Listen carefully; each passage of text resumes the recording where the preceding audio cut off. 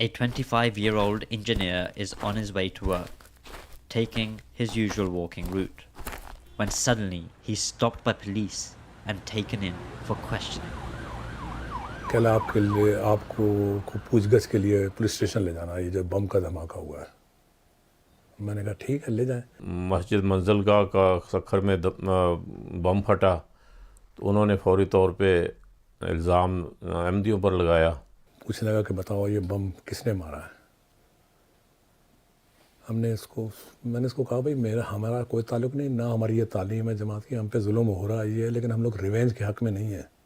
Falsely accused of bombing a local mosque, he's sentenced to death. سزائے موت لکھ دی، hang ٹل death یہ لکھا ہوا ہے، پھانسی پہ لٹکائے رکھو یہاں تک کہ ان کی موت واقع ہو جائے۔ ہینگ ٹل ڈیتھ لفظ چینج کیا، پھانسی دو یہاں تک کہ موت واقع ہو جائے۔ But a miracle is on its way.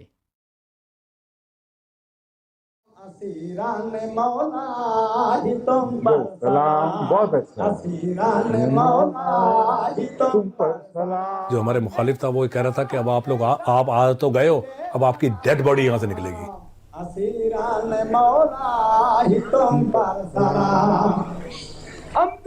The Pakistani government unjustly has imprisoned him for propagating the Ahmadiyya faith.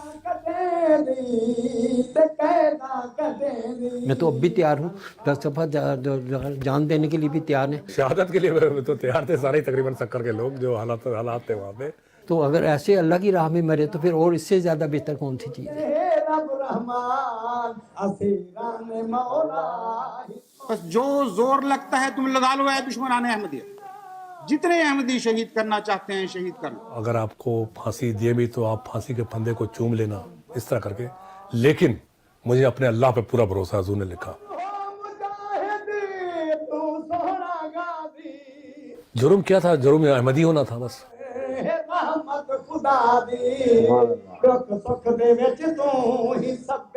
مبارک ہو تم جنہوں نے اپنی قربانیوں سے ثابت کر دیا کہ وہ خدا کی قدر کے لائق بن گئے، خدا کی قدر کے لائق ٹھہرائے گئے۔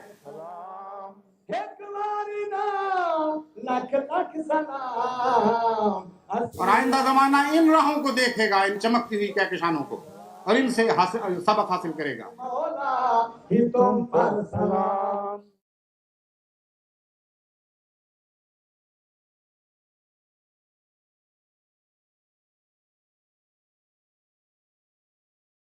At the height of dictator Zia-ul Haq's tyrannical regime in the 1980s, Ahmadi Muslims were prohibited from practicing their faith. Persecuted, jailed, and martyred, one after the other.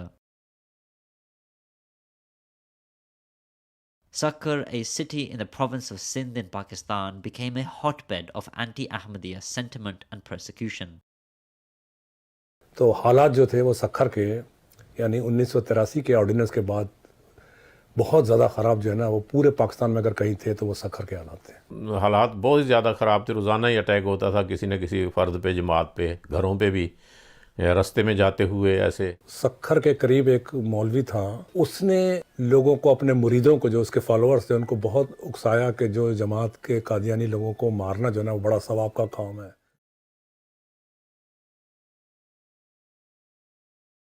تو ان ماحول میں سب سے پہلے جو ہمارے یہاں شہادت ہوئی وہ سکھر کے امیر زمان تھے، بڑے لمبے عرصے سے امیر تھے۔ مغرب کی نماز کے بعد جب وہ اپنے گھر جا رہے تھے تو ان کو وہاں پہ شہید کر دیا، گھر کے بالکل ڈور اسٹیپ پہ۔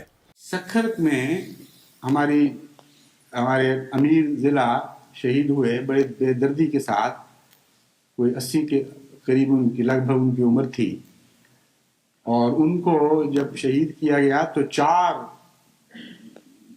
فدائین اسلام جو بنے ہوئے تھے، جو اسلام کی خدمت کرنے کے لیے آئے تھے، انہوں نے گولیاں بھی ماری اور برچھے لے کر آئے ہوئے تھے، اور ہر آدمی اللہ اکبر کہہ کے برچھا اس بوڑھے کے جسم میں داخل کرتا تھا، اور بڑے فخر کے ساتھ نعرے لگا رہا تھا کہ میں ہوں غازی جس نے اسلام کی عظیم الشان خدمت کر دی۔ یہ ضرور تھا کہ کبھی مرڈر اٹیمپٹ ہو سکتا ہے، لیکن اریسٹ والا اٹیمپٹ نہیں تھا۔ شہادت کے لیے تو تیار تھے سارے تقریباً سکر کے لوگ جو حالات تھے وہاں پہ، ایک تھا سب کو۔ تو گویا یوں سمجھے کہ ایک शहादत वाली सूरत हाल तो थी, लेकिन ये अरेस्ट वाली बात नहीं थी कहीं भी। चुनांचे मैं जानता हूं कि हर शहादत के बाद खौफ के खत नहीं आते, बल्कि ये खत आते हैं मिन्नतें लिए हुए कि खुदा के लिए हमारे लिए दुआ करें कि अल्लाह हमें भी शहादत की तौफीक अता फरमाए। जिस कौम की ये हालत हो, उस कौम को कौन शिकस्त दे सकता है? कोई सवाल पैदा नहीं होता।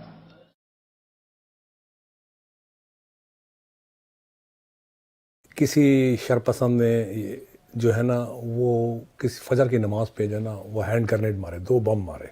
जो इमाम मस्जिद था वो भी शदीद ज़ख्मी हुआ, बहुत 2-3 लोग तो मारे गए और कई लोग जो है वो ज़ख्मी हुए शदीद। तो उन लोगों ने सारों ने बोला ये हो ना हो ये कादियानियों ने जो है ना हम पे ये बम मारा है। तो उन्होंने फौरी तौर पे इल्ज़ाम अहमदियों पर लगाया।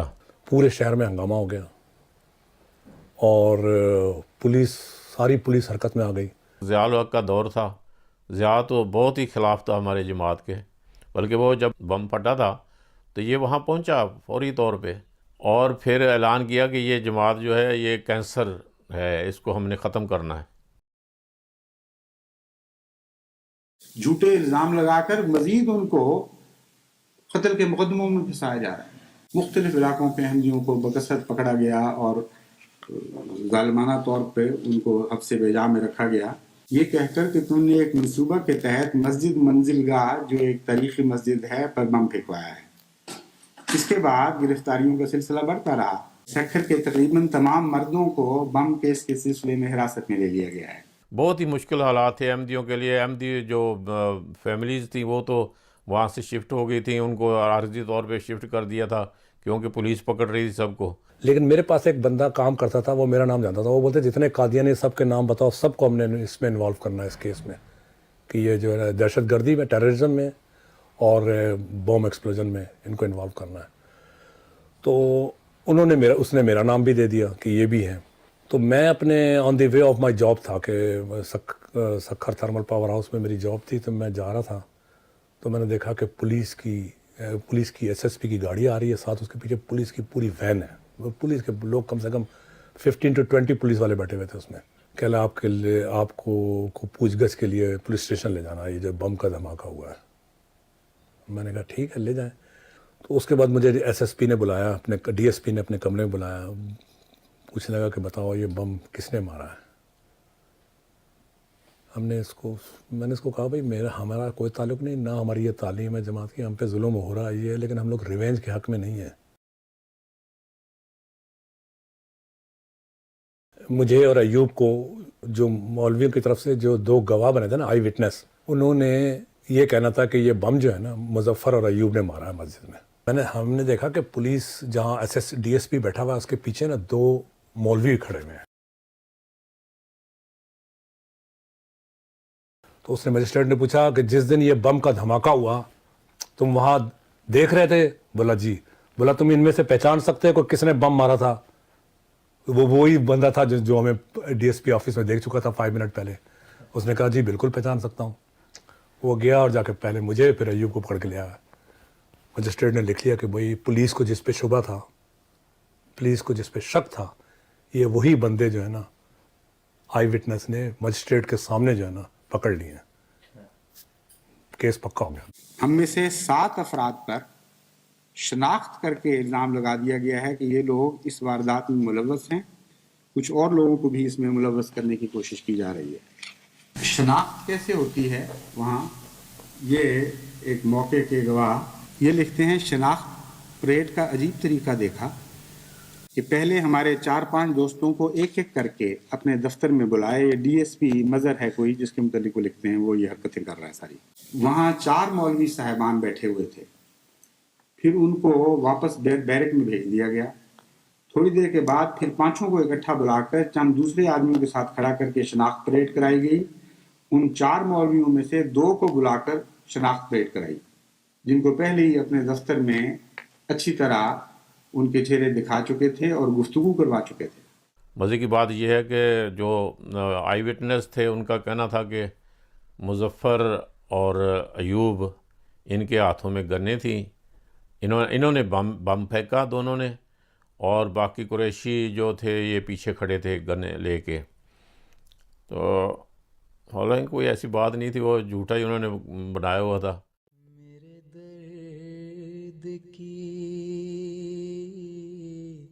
اب ہم 2 وہاں ہیں رات کو، 2 روڈیز پولیس اسٹیشن، وہ جو ہے نا ٹارچر کے لیے مشہور ہے.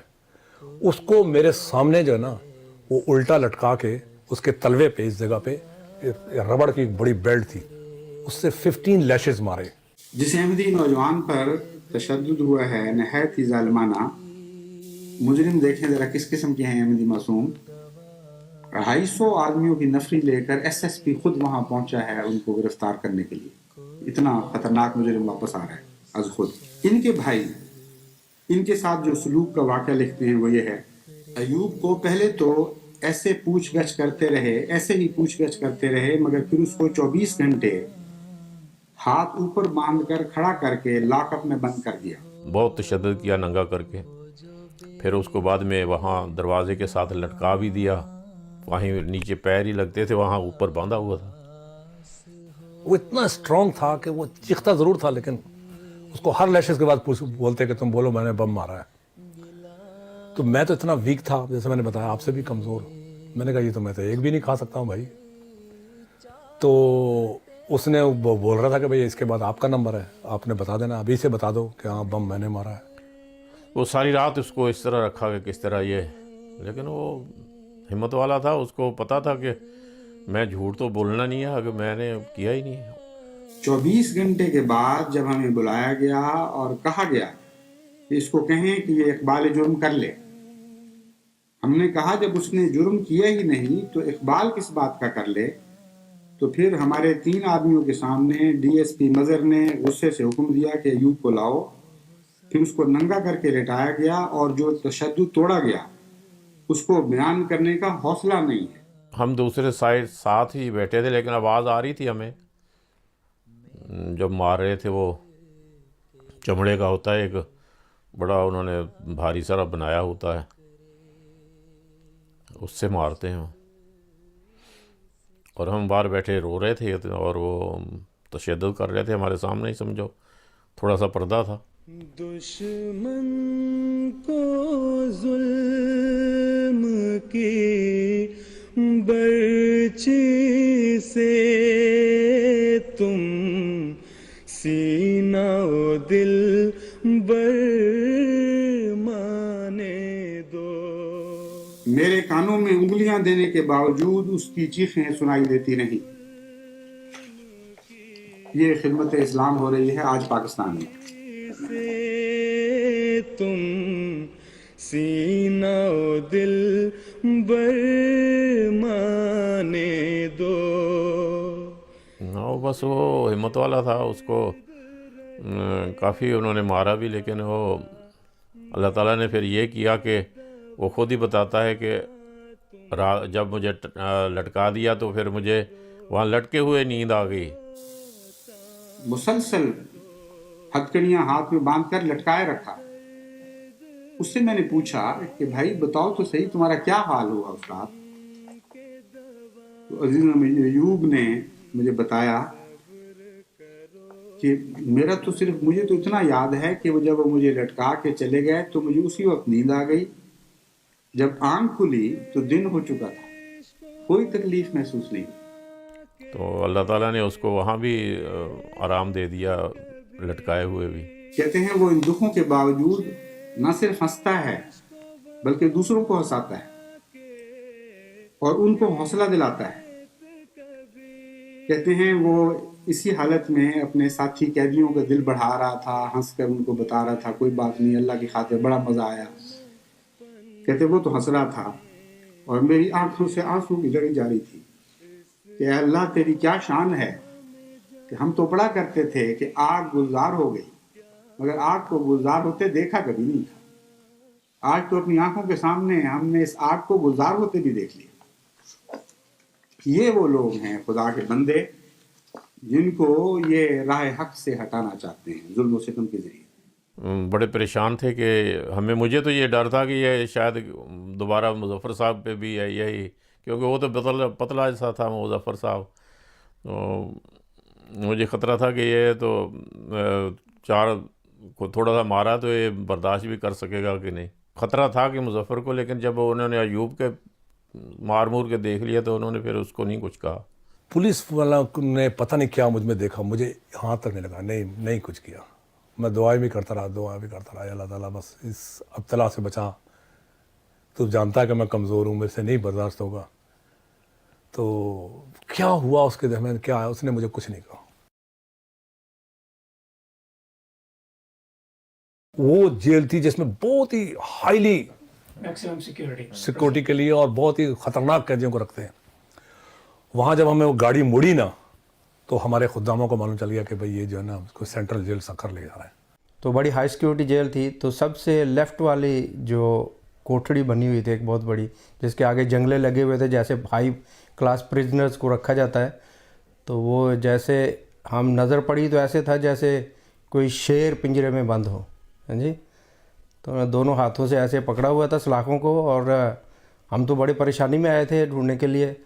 لیکن ہم دیکھ کے تو وہ حیران رہ گئے کہ ہم نے پوچھا کیا حال ہے، تو کچھ نہیں الحمدللہ ٹھیک ہوں. ہاں جی. تو کوئی خوف یا کوئی ان کے چہرے پہ وہ نہیں تھا. تو انہوں نے جیل میں آتے ساتھ ہی نا سب کو جتنے بھی تھے ان کو بولا، وہ اس میں کیا کہتے ہیں ہارڈ شپ میں لگا دیا کہ یہ لکڑی ٹرک آئے ہوئے تھے، لکڑی کے یہ اتارو ہے، کسی کو اور کاموں میں لگا دیا. تو میری طبیعت ٹھیک نہیں تھی، لگ رہی تھی.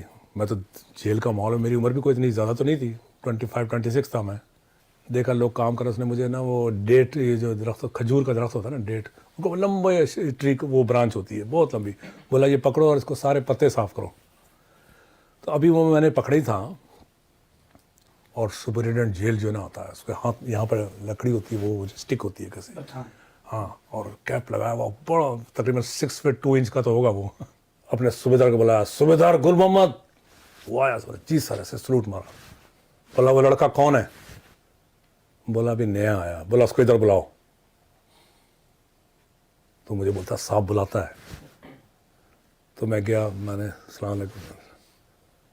بولا کیا نام ہے تمہارا؟ میں نے کہا مظفر احمد ملک. اور پڑھے لکھے ہو؟ میں نے کہا جی گریجویشن کی ہے ٹیکنالوجی میں. کس کیس میں آئے ہو؟ میں نے کہا یہ سکھر میں جو مسجد میں بم کا دھماکہ ہوا ہے نا. میں نے کہا یہ سن کے تو یہ اور غصہ چڑھے گا، یہ بم ایکسپلوڈ ہوا ہے منزل گاہ میں، اس پہ اس سلسلے میں آیا ہوں. بولا احمدی ہو؟ میں نے کہا جی. بولا احمدی تو یہ کام نہیں کر سکتے. That is what he said. Sindhi تھا، کبھی بھی نہیں بولتا احمدی تو یہ کام نہیں کر سکتے. اس کے بعد بولا، تھوڑی دیر کے بعد بولا صوبیدار گل محمد جو اس کا سب آرڈینیٹ تھا، ادھر آؤ. بولا جی. بولا آئندہ اس بچے سے کام نہیں لینا.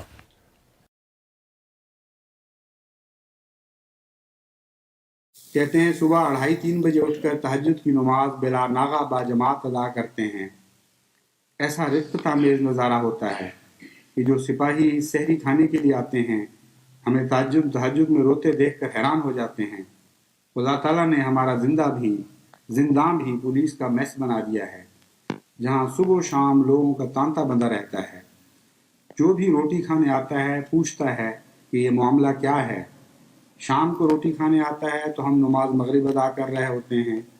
وہ بہت پریشان ہوتے ہیں کہ مولوی کچھ بتاتے تھے، ان کے عمل بالکل حقیقی مسلمانوں جیسے.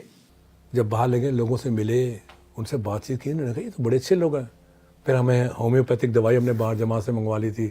جو بیمار ہو کچھ ہو ان کو بیماری دوائی دیتے تھے، ان کو شفا ہو جاتی تھی. وہ سارے پورا جیل ہی پاگل ہو گیا. بولا یہ تو مجھے ڈاکٹر کہہ دینے لگ گئے، ڈاکٹر صاحب ہم کو یہ دو، ڈاکٹر صاحب یہ سب. میں تو سمجھتا ہوں کہ سارے خلیفہ وقت کی دعا تھی. بعض تو ہمارے سامنے ہی مولویوں کو گالیاں بھی دینے لگ جاتے ہیں.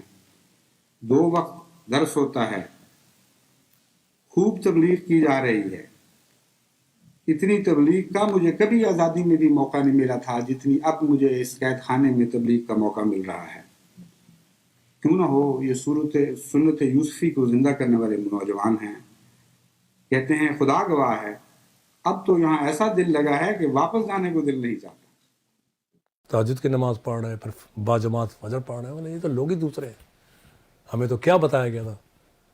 لہٰذا وہاں پر کئی لوگوں نے وہاں بیعت بھی کر لی، جیل کے اندر ہی 7-8 لوگوں نے بیعت کر لی وہاں پہ. ہمارے تاثرات یہ ہوتے تھے کہ کاش یہ باہر ہوں اور ہم اندر ہوں، کیونکہ ان کی جتنی خدمت، حضور کی طرف سے تحفے اور خط ملنے اور پیغام حضور کی طرف سے حضور نے ایک نظم بھی بھیجی ان کو لکھ کے اپنی زبان میں، تو وہ جب یہ دیکھتے تھے ہم تو ہمارا دل کرتا تھا کہ ہم اندر ہوتے کاش اور یہ باہر ہوتے. اس پورے جیل کے ڈیوریشن میں مسلسل حضرت صاحب کے خطوط اور حضرت صاحب کے پیغامات تقریباً ڈیلی آتے تھے.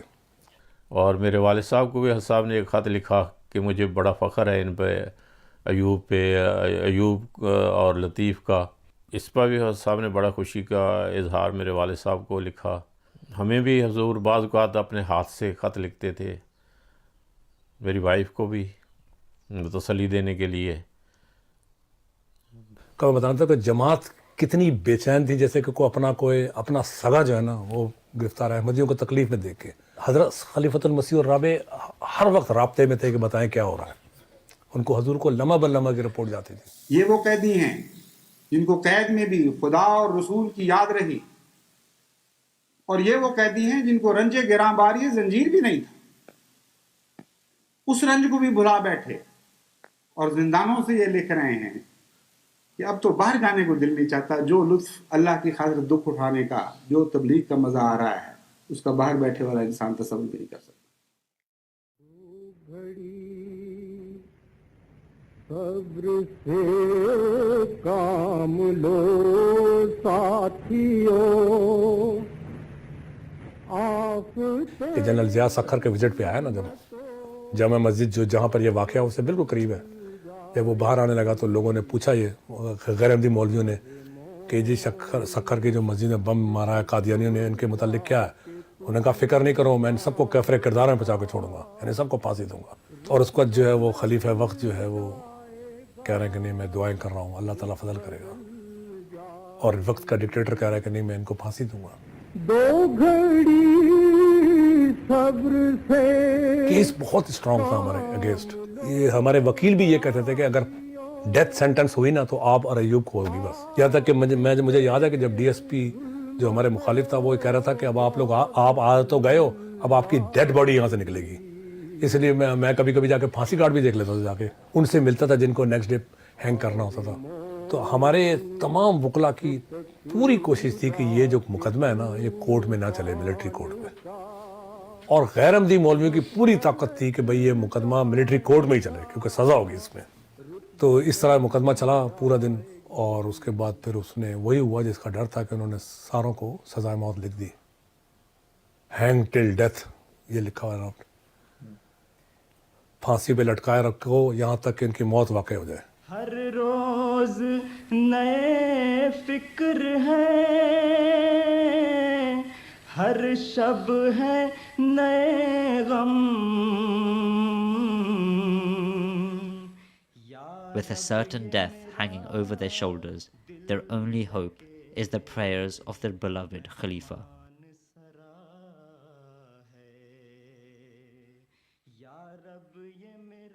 حضور نے فرمایا کہ خط میں لکھا کہ مجھے معلوم چلا ہے کہ آپ لوگوں کو جو ہے نا وہ اگر آپ کو پھانسی دیے بھی تو آپ پھانسی کے پھندے کو چوم لینا اس طرح کر کے، لیکن مجھے اپنے اللہ پہ پورا بھروسہ ہے. حضور نے لکھا خیرات کر اب ان کی رہائی میرے آقا، خیرات کر اب ان کی رہائی میرے آقا. کش کول میں بھر دے جو میرے دل میں بھرا ہے. کش کول. ایوب نے خواب بھی دیکھی ہوئی تھی جو حضور کو لکھی کہ آموں کی ٹوکری ہم لے کے تو حضور کی خدمت پیش ہوئے ہیں. تو حضور کو جب خواب لکھا، حضور نے فرمایا کہ معلوم ہوتا ہے کہ یہ آموں کے موسم سے پہلے آپ آزاد ہو جائیں گے. ایوب نے حضرت کی خدمت میں خط لکھا، کسی خواب کا ذکر کیا. حضرت خلیفۃ المسیح رابع رحم اللہ کا ایک خط آیا اور حضرت نے انہیں لکھا ایوب کو کہ تمہارا خواب بہت مبارک ہے، تمہاری رہائی کا واقعہ آئندہ سال آموں کا موسم شروع ہونے سے پہلے ہوگا. سبحان اللہ. یہ الفاظ ہیں. मुझे अपने अल्लाह पे पूरा भरोसा है। हजूर ने लिखा, आप फांसी की बात करते हो, मैं आपको लंदन की गलियों में घूमते देखता हूँ। ये बहुत बड़ी बात है। एक डिक्टेटर जो है वो कह रहा है कि मैं इनको, जो उसका कुल था, अक्ल कुल पूरे पाकिस्तान में, कि मैं इनको फांसी लगाऊंगा, और खलीफतुल मसीह अल्लाह का खलीफा कह रहा है कि नहीं, मैं इनको और आमों के मौसम में। इसके मतलब खुदा ताला फरमाता है हत्ता मतलल फजर, ए मेरे बंदो, ये रात जारी तो रहेगी लेकिन हमेशा के लिए नहीं।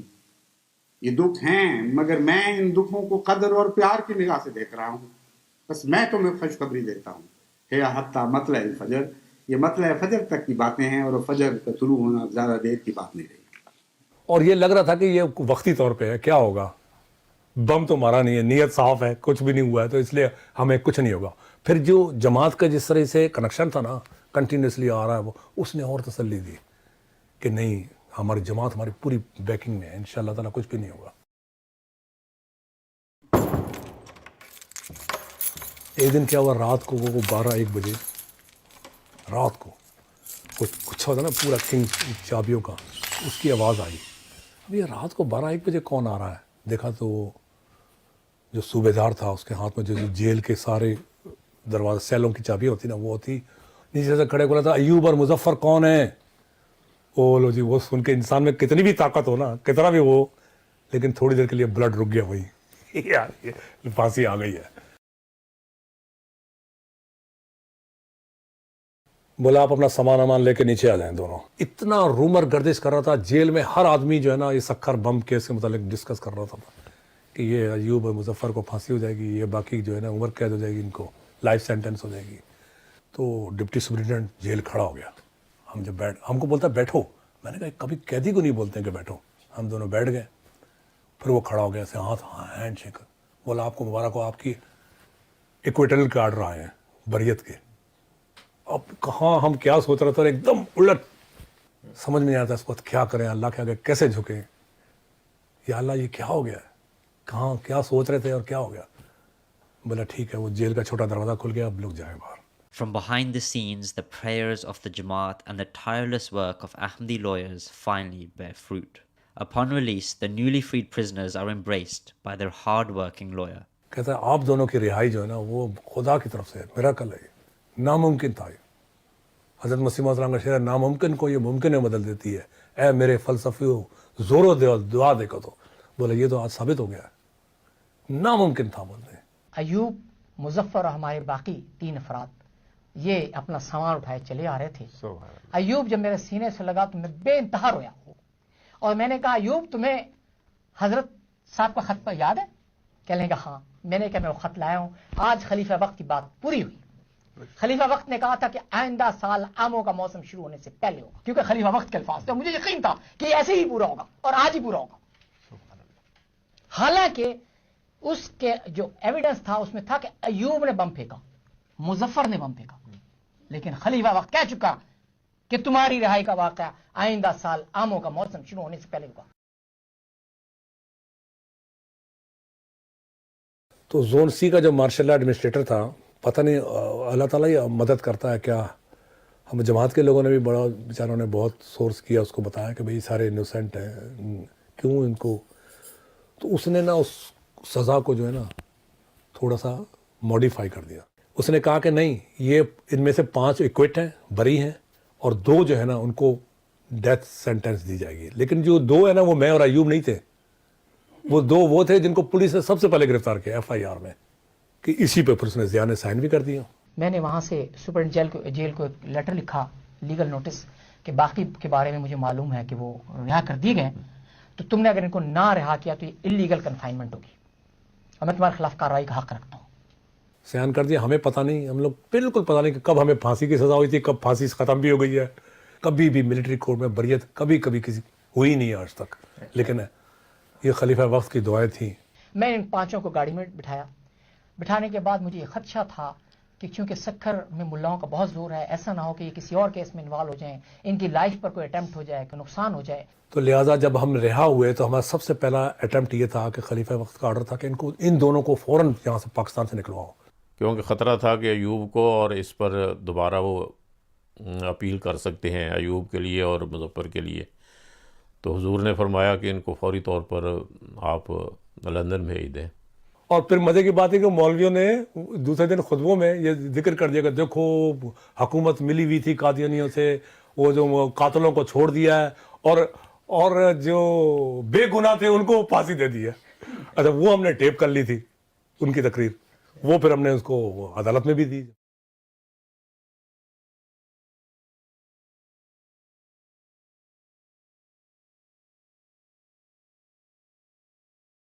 کراچی جماعت نے اس وقت، وہ کہتے ہیں کہ خلیفۃ المسیح الرابع کو جس طرح ہم نے نکالا تھا نا، دوسرے نمبر پہ آپ لوگوں کو نکالا ہے. رات کو جب ہماری فلائٹ ٹیک اوور کر گئی، پھر حضرت صاحب کو فیکس گئی کہ حضور اسیران جو ہیں وہ کراچی سے اب جو ہے نا فلائٹ ان کی نکل گئی. کچھ ایسا فضل حضرت رب برا ہوا، کچھ ایسا فضل حضرت. آپ پھانسی کی بات کرتے ہو، میں آپ کو لندن کی گلیوں میں گھومتے دیکھتا ہوں. سب دشمنوں کے دیکھ کے اوساں ہوئے خطا، سب دشمنوں. معلوم ہوتا ہے کہ یہ آموں کے موسم سے پہلے آپ آزاد ہو جائیں گے. ہوئے خطا،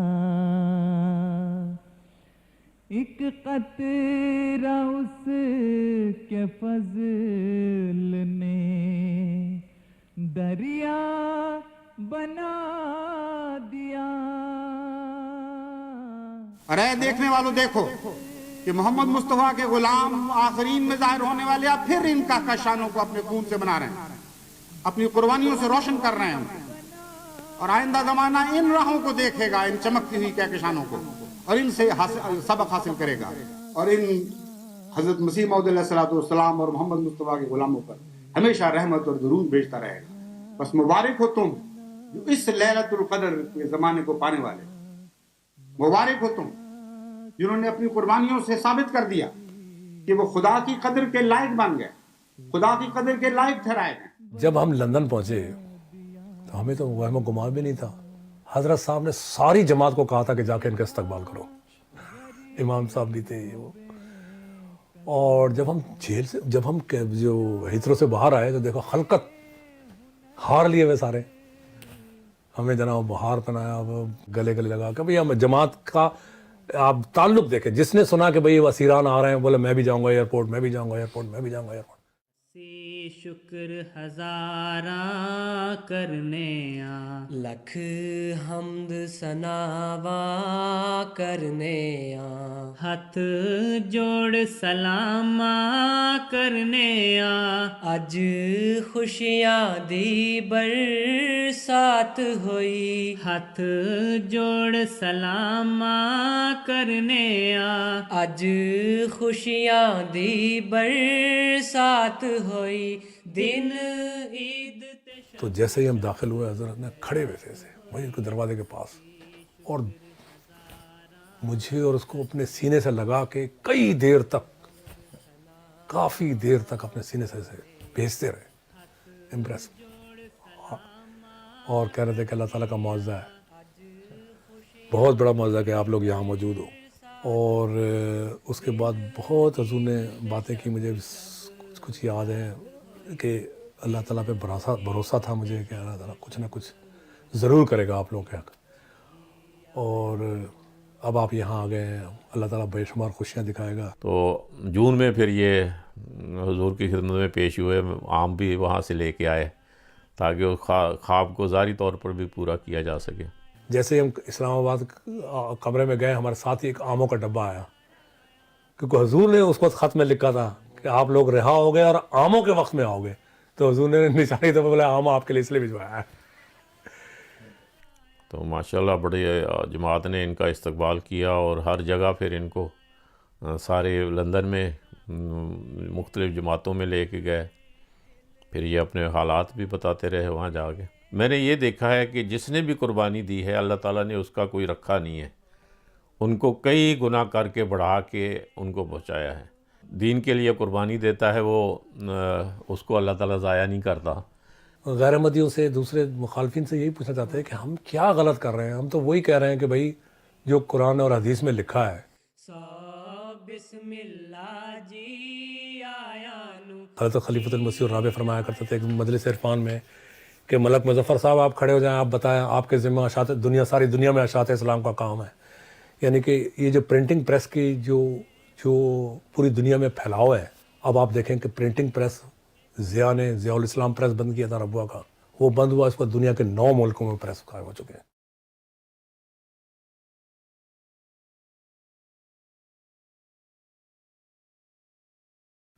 نہیں، پاکستان میں تو ہم تو روزانہ دعا کرتے ہیں پاکستان کے احمدیوں کے لیے۔ بہت ظلم ہو رہا ہے، اب بھی کوئی دن نہیں خالی جب کسی پہ کوئی اٹیک نہیں ہوتا۔ کوئی ہمارے اسیران، بہت سارے اسیران ہیں جو جیلوں میں پڑتے ہیں، نہ ان کی سنوائی ہوتی ہے، نہ ان کی ضمانتیں ہوتی ہیں۔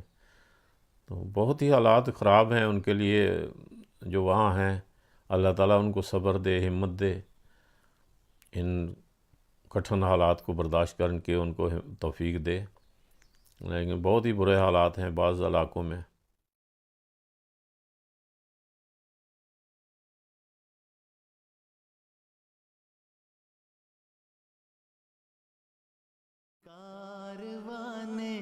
دین احمد مطمئن سرشار ہے، رہنما ایک برگزیدہ منتخب سالار ہے۔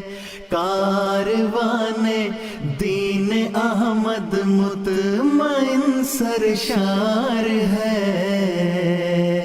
رہنما ایک برگزیدہ منتخب سالار۔ یہ باتیں جو ہیں وہ ہماری نئی جنریشن کو جاننا بہت ضروری ہے کہ خلافت سے وابستگی اور جو پرسیکیوشن ہوتی ہے جماعت والوں پہ، اس کے بعد اللہ تعالیٰ کے جو انعامات ہوتے ہیں نا، نہ صرف اس پہ بلکہ اس کی پوری خاندان پہ ہوتے ہیں۔